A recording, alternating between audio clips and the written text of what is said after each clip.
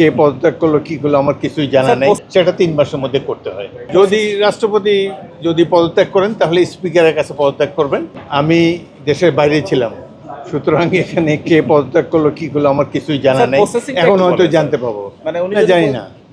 যদি রাষ্ট্রপতি পদত্যাগ করেন তাহলে স্পিকারের কাছে পদত্যাগ করবেন এবং আগামী 90 দিনের মধ্যে জাতীয় সংসদ একজন নতুন প্রেসিডেন্ট নির্বাচিত করবেন। এই হলো সংবিধানের পজিশন।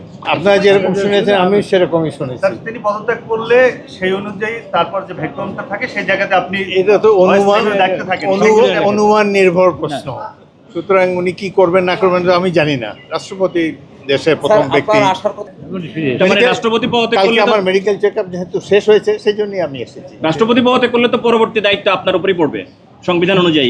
এটা একটা ট্র্যাডিশনালি বাংলাদেশের সংবিধানে লেখা আছে, যখন রাষ্ট্রপতি পদত্যাগ করে তখন অ্যাক্টিং স্পিকার হিসেবে, অ্যাক্টিং রাষ্ট্রপতি হিসেবে স্পিকার দায়িত্ব পালন করেন, বাট মূল রাষ্ট্রপতি নির্বাচন করে জাতীয় সংসদ, সেটা 3 মাসের মধ্যে করতে হয়। এটা হলো সংসদের পজিশন। Thank you. ধন্যবাদ।